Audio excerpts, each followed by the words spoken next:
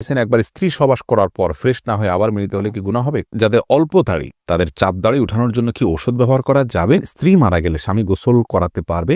আর কি কি করণীয় আছে স্বামীর জন্য? নারীরা উচ্চ আওয়াজে কোরআন তেলাওয়াত করতে পারবেন কি না? টাক মাথায় চুল লাগানো যাবে কিনা? আমি টয়লেটে থাকা অবস্থায় যদি আজান শুরু হয় তখন কি আজান উত্তর দিতে পারি? খাওয়ার সময় ছেলেদের গোপে পানি বা খাবার লাগলে তাকে হারাম হবে? দাঁত আঁকা বাঁকা সোজা করা যাবে কিনা? যদি শ্বশুর শাশুড়ির সাথে বনিবনা না হয় তাহলে আলাদা থাকলে কি গুনাহ হবে? মহিলারা যদি অজু করা অবস্থায় কোনো পুরুষ দেখে ফেলে তাহলে কি অজু থাকবে? মাঝে মাঝে প্রস্রাবের পর পিচ্ছিল তরল জাতীয় কিছু গেলে কি শরীর বা কাপড় নাপাক হবে? হাতে তালি দেওয়া কি জায়েজ আছে? অনেকে বলে হারাম। এটা ইসলামের বিধান কি? বাজনা ছাড়া নুপুর পরা যাবে কিনা? কন্যা সন্তানকে কত বছর বয়স পর্যন্ত মায়ের বুকের দুধ পান করা যায়? মেয়েদের কি পশু পাখি জবাই করা জায়েজ আছে? চলি আমরা প্রশ্ন উত্তর দেওয়ার পর্বে। এমনি বাপ্পি জানতে চেয়েছেন, আমি টয়লেটে থাকা অবস্থায় যদি আজান শুরু হয় তখন কি আজান উত্তর দিতে পারি? না ভাই, আপনি অপেক্ষা করবেন, বের হয়ে আজান উত্তর দিয়ে দিবেন। মাহফুজ মুন্না আপনি জানতে চেয়েছেন, খাওয়ার সময় ছেলেদের গোপে পানি বা খাবার লাগলে তাকে হারাম হবে?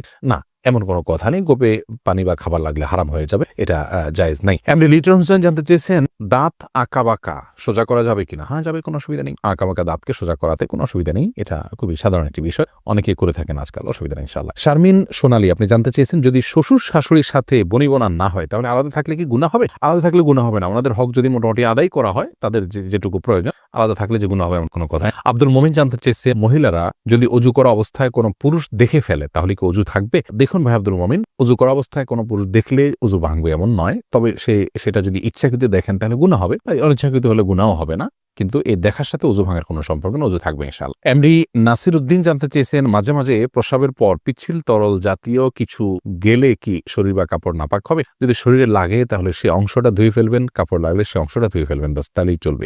নাপাক হবে যেটুকু লাগবে সেটুকু জায়গা। এসেছে হেলাল খান জানতে চেয়েছেন, অজু করার সময় দাঁত থেকে রক্ত বের হলে কি অজু হবে? দাঁত থেকে যদি রক্ত বেশি বের হয়ে যায়, বের হতে থাকে, যার ফলে আপনার থুথু লাল হয়ে যায় এবং লালচে ভাব বেশি থাকে থুতুর মধ্যে, তাহলে সেক্ষেত্রে আপনার অজু হবে না। আর যদি লালচে ভাব কম থাকে, হালকা হলুদ হয়, তাহলে সেক্ষেত্রে অজু হয়ে যাবে। আফরিন সুলতান জান্নাত আপনি জানতে চেয়েছেন, বাজনা ছাড়া নুপুর পরা যাবে কিনা? জীবন আপনি নুপুর পড়তে পারেন যদি সেটাতে বাজনা না থাকে এবং বাহিরে আপনি যখন পরে যাবেন সেটা আপনার পায়ে থাকতে পারে, কোনো অসুবিধা নেই। সাহাবায়ে কেরামের মধ্যে থেকে অনেকে নুপুর পড়েছেন, অনেক মহিলা সাহাবীরা নুপুর পড়েছেন, এরকমটি হাদিস দ্বারা স্পষ্টভাবে আমরা জানতে পারি। জহিরুদ্দিন মোহাম্মদ বাবর জানতে চেয়েছেন, হাতে তালি দেওয়া কি জায়েজ আছে? অনেকে বলে হারাম। এটা ইসলামের বিধান কি? হাতে তালি দেওয়া, এটাকে হারাম বলার সরাসরি কোনো সুযোগ নেই, তবে অবাক করা কোনো কিছু, ভালো কিছু দেখলে মুখে সুবহানাল্লাহ বলা, আশ্চর্য হলে সুবহানাল্লাহ বলা, মাশাআল্লাহ বলা, এটা হলো সুন্নাহ, হাতে তালি নয়। কিন্তু যদি কেউ হাতে তালি দেন তাহলে সেক্ষেত্রে হারাম হয়ে যাবে, এটা মোটেও সঠিক নয়। এম এস আল মামুন জানতে চেয়েছেন, কন্যা সন্তানকে কত বছর বয়স পর্যন্ত মায়ের বুকের দুধ পান করানো যায়? কন্যা এবং ছেলে সন্তান সবার জন্য একই বিধান, 2 বছর পান করাবেন। ইমাম আবু হানিফার মতে তার বেশি পান করানো জায়েজ নাই, অন্যান্য ইমামদের অনেকের মতে জায়েজ আছে, যেহেতু কোনো নিষেধাজ্ঞা নেই, যেহেতু আল্লাহ কোরআন কারিমে হাওলাইনে কামেলাইনি বলেছেন, লিমান ওই আরাদা আন ইউতিম্মা রাদাআহ, যে ব্যক্তি দুধ পান করার সময় পূর্ণাঙ্গতায় পৌঁছাতে পান তিনি 2 বছর করাবেন। আল্লাহ তাআলা পরিষ্কার বলেছেন, এজন্য 2 বছর করানো জায়েজ আছে। আর সায়েন্টিফিকলি বিষয়টা প্রমাণিত যে পরে আর মায়ের বুকের দুধে কোনো উপকারিতা বাচ্চার জন্য থাকে না, এজন্য 2 বছর পান করাবে, ছেলে হোক মেয়ে হোক, যে মানে উভয় ক্ষেত্রে। খালেদা আক্তার জানতে চান, মেয়েরা পর্দা না করলে মা বাবার কবরে কি আযাব হবে? মা বাবার যদি সেখানে কোনো দায় থাকে, ত্রুটি থাকে, তাহলে সেক্ষেত্রে তাদের আযাব হতে পারে, কিন্তু মা বাবা যদি তাদেরকে সঠিক পথের দিশা দিয়ে থাকেন, বুঝিয়ে থাকেন, দায়িত্ব পালন করে থাকেন, তাহলে সেক্ষেত্রে তাদের দায়ভার তারা শুধু সন্তানরাই বহন করবে, মা বাবার কোনো কিছু দায়ভার চাপানো হবে না। আল্লাহ বলেছেন, লা তাযরু ওয়াজরাতুন উযরা উখরা, কারোর দায়ভার অন্য কেউ বহন করবে না। লাইসা আল ইনসানু ইল্লা মা সাআ, প্রত্যেকে যা করবে তারই তিনি দায় নিবেন। তামান্না ইসলাম সেতু আপনি জানতে চেয়েছেন, মেয়েদের কি পশু পাখি জবাই করা জায়েজ আছে? বোন, অবশ্যই জায়েজ আছে। মুরগি, হাঁস, এই জাতীয় পশু পাখি, গরু, এগুলো জবাই করার ক্ষেত্রে অনেক উদাহরণ আমাদের সমাজে আছে। যেমন ভাই বোন দুজন মিলে একসাথে গরু জবাই করতে পারবেন না শেয়ারে। তারপরে আপনার মেয়েরা গরু বা ছাগল বা কোনো পশু জবাই করতে পারবেন না। গোসল ফরজ অবস্থায় গরু ছাগল জবাই করা যাবে না। স্বামী স্ত্রী একজন ধরবেন আর একজন জবাই করবেন, এভাবে করা যাবে না। এরকম নানাবিধ কথা আমাদের সমাজে প্রচলিত আছে, এগুলো সবগুলো ভ্রান্ত ধারণা।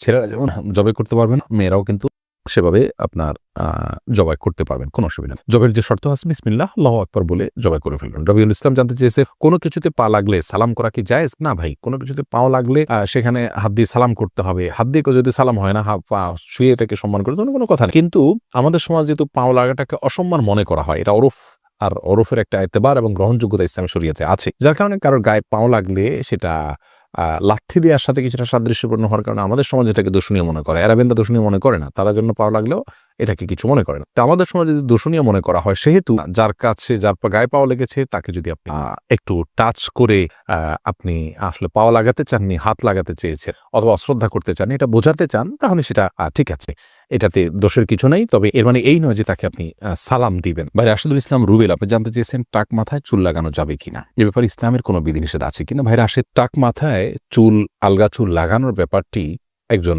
স্বাভাবিক অবস্থায় একজন মানুষের জন্য জায়েজ নাই। কারণ আল্লাহ রাব্বুল আলামিন বলেছেন, লা তাবদীলা লিখালকিল্লাহ, আল্লাহর সৃষ্টিতে কোনো প্রকার পরিবর্তন করা চলে না। এখন কারো চুল পড়ে গেছে, তিনি আলগা চুল লাগিয়েছেন, এটা এক ধরনের প্রতারণার মতো। যেমনি ভাবে চুল সাদা হয়ে গেলে সেটাকে কালো করার যে একটা প্রয়াস, প্রবণতা, নিজের বয়স লুকানোর চেষ্টা, অথবা বয়স ছাড়াও অনেক সময় সাদা হয়ে থাকে।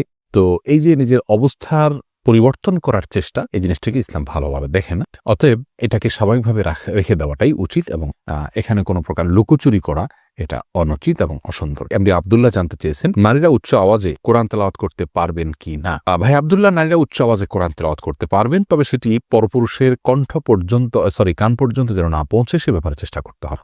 নিজের বাসায় করতে পারেন, নিজের ঠিকানায় করতে পারেন। নিজের ঠিকানায় যদি, বাসায় যদি দেবর থাকে, অন্য কেউ থাকেন, তাহলে তাদের কান পর্যন্ত যেন আওয়াজটি না যায় সে ব্যাপারে তাকে সচেতন থাকতে হবে। কারণ কোরআন তেলাওয়াতের ক্ষেত্রে কণ্ঠের মধ্যে কোমলতা সৃষ্টি করতে হয়, সৌন্দর্য সৃষ্টি করে তেলাওয়াত করা হলো তেলাওয়াতের আদব। আর সে আদব রক্ষা করতে গিয়ে কিন্তু তিনি কোমল কণ্ঠে, সুন্দর কণ্ঠে পড়তে যাবেন, সেটি পরপুরুষের মনের মধ্যে বাজে চিন্তা আসার কারণ হতে পারে। সেই জায়গা থেকে তিনি জোরে পড়বেন, যদি একাকী থাকেন বা কেউ না শুনে। আর যদি কেউ শোনার মতো থাকে তাহলে তার কান পর্যন্ত যেন না যায় সেভাবে তিনি তেলাওয়াত করবেন ইনশাআল্লাহ। ফাহিম, আপনি জানতে চেয়েছেন, স্ত্রী মারা গেলে স্বামী গোসল করাতে পারবে আর কি কি করণীয় আছে স্বামীর জন্য। দেখুন, স্ত্রী মারা গেলে স্বামী গোসল দিতে পারবেন কি না, এই বিষয়টি ওলামায়ে কেরাম এবং ইমামগণের মধ্যে মত পার্থক্য আছে। ইমাম আবু হানিফা রাহিমাহুল্লাহর মত হলো যে স্ত্রী মারা গেলে স্বামী তাকে গোসল দিতে পারবেন না। তার কারণ হলো তিনি মনে করেন মৃত্যুর সঙ্গে সঙ্গে বৈবাহিক সম্পর্কটা আর থাকে না, ছিন্ন হয়ে যায়, যার কারণে তারা মাহরামের মতো হয়ে যান। এখানে অন্য কোনো মেয়েরা গোসল দিবেন। যদিও অন্য ইমামদের অনেকেরই মত হলো যে না, বৈবাহিক সম্পর্ক মৃত্যুর মাধ্যমে ভেঙে যায় না, বরং বৈবাহিক সম্পর্ক তালাক না দিলে সেটি কিয়ামত পর্যন্ত, বরং চিরকালের জন্য, অনন্তসীম কালের জন্য এই সম্পর্কটা হয়ে যায়। যার কারণে তাদের দৃষ্টিকোণ হলো যে স্বামী তার স্ত্রীকে গোসল দিতে পারবেন, স্ত্রী তার স্বামীকে গোসল দিতে পারবেন। তো এক্ষেত্রে যদি ভিন্ন কোনো ভালো মহিলা থাকেন যিনি গোসল দিতে পারেন, সেটা ভালো, এবং এক্ষেত্রে কোনো অসুবিধা নেই। জোনায়েদ, আপনি জানতে চেয়েছেন, যাদের অল্প দাড়ি তাদের চাপ দাড়ি উঠানোর জন্য কি ঔষধ ব্যবহার করা যাবে। ভাই সাইদ জোনায়েদ, ঔষধ ব্যবহার করে দাড়ি উঠানো, এটা যদি স্বাস্থ্যের জন্য ক্ষতিকর হয়, ক্ষতিকর হওয়ার কথা স্বাভাবিকভাবে, যদি ক্ষতিকর হয় তাহলে কিন্তু এটা করা জায়েজ নাই। আল্লাহ রাব্বুল আলামিন বলেছেন, ওয়ালা তালকু বিআইদিকুম ইলা তাহলুকা, তোমরা নিজেদেরকে ধ্বংসের দিকে, ক্ষতির দিকে ঠেলে দিও না। অতএব এমন কোনো ঔষধ ব্যবহার করা যাবে না যে ঔষধ ব্যবহার করলে আমাদের ক্ষতি হতে পারে। আর যদি কোনো প্রকার ক্ষতি না হয় তাহলে সেক্ষেত্রে দাড়ি গজানোর জন্য তিনি যদি কোনো মেডিসিন ইউজ করেন, করতে পারেন, কোনো অসুবিধা নেই। তবে মনে রাখা উচিত, আল্লাহ রাব্বুল আলামিন তাকে যেভাবে সৃষ্টি করেছেন সেটার উপরে সন্তুষ্ট থাকা, এটার মধ্যেই কল্যাণ নিহিত আছে।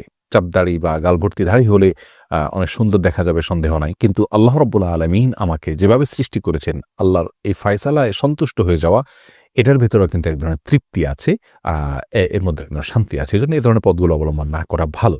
কিন্তু যদি স্বাস্থ্যের জন্য ক্ষতিকর কিছু না হয় তাহলে করতে পারে, কোনো নিষেধাজ্ঞা নেই। আব্দুল হামিদ রিপন জানতে চেয়েছেন, একবার স্ত্রী সহবাস করার পর ফ্রেশ না হয়ে আবার মিলিত হলে কি গুনাহ হবে। কোনো গুনাহ হবে না, তবে মাঝে যদি অজু করে নেওয়া যায় তাহলে সেটা সুন্নাত আদায় হবে, আর না করলেও গুনাহ হবে না।